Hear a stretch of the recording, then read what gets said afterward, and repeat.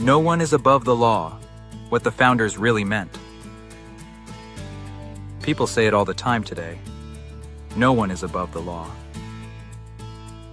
You hear it in political debates, news headlines, and social media arguments. But what does that phrase actually mean? Does it mean the same thing the founders meant when they warned that America must be a government of laws and not of men? The truth is, the modern slogan, "No one is above the law," and the founders' idea only match if one important thing is understood. For anyone to be under the law itself has to come from something higher than any individual person. Let's unpack what that means. In 1780, before the U.S. Constitution even existed, John Adams wrote the Massachusetts Constitution. It became the blueprint for much of the federal Constitution. And in the 1780 Massachusetts Constitution, Adams wrote a line that captured the entire purpose of the American experiment. To the end, it may be a government of laws and not of men. Why did Adams say this? Because the people living in the colonies had lived under rulers who changed laws whenever they wanted. A king or a royal governor could enforce rules in unfair ways, punish enemies, reward friends, and use power based on personal desires instead of justice. The founders knew that a system based on individual personalities always collapses into abuse. They wanted something completely different. They wanted a country where written laws were higher than any leader, and where leaders could not change rules just because they felt like it. This led to ideas like separation of powers, checks and balances, written limits on government, rights that government cannot take away. These ideas shape America to this day. But here's the part that is often forgotten in modern debates.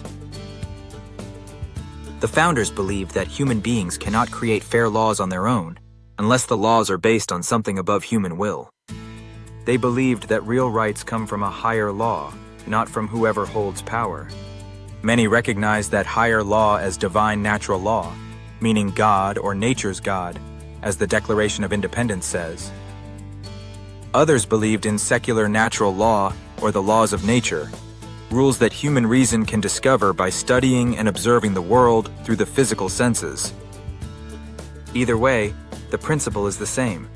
Rights do not come from government. Human rights existed before government. So how does this connect to today's phrase, "No one is above the law"? When people use that phrase now, it often gets thrown around to mean, make sure the other side gets punished.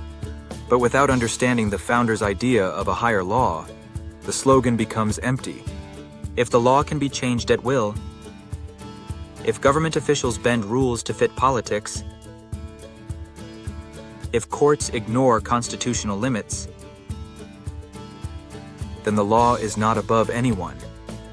It is simply whatever powerful people say it is. The founders feared exactly this. They knew that if persons in power controlled the law instead of the law controlling those granted power, freedom would not survive. They had just fought a war to escape that kind of rule. So the modern phrase, "No one is above the law," only makes sense when paired with the founders' deeper idea. The law must be grounded in principles that no person, no party, and no politician can change on a whim. That is why the Constitution is written down. It is why government power is separated.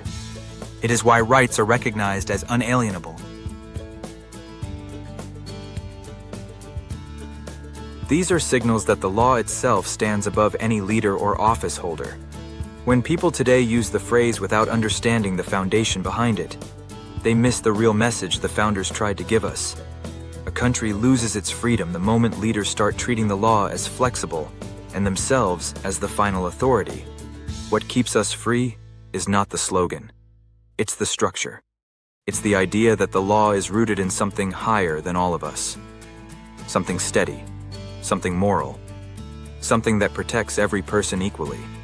So the next time you hear, "No one is above the law," consider what John Adams meant. He wasn't talking about politics. He was talking about the survival of liberty. A government of laws, not of men, means that leaders don't rule the law. The law rules the leaders. That's the idea that built the United States. And it's the idea we need to keep if we want to remain a free nation. Thanks for watching. Please like this video and subscribe to Constitutional Sound Bites to combat constitutional illiteracy.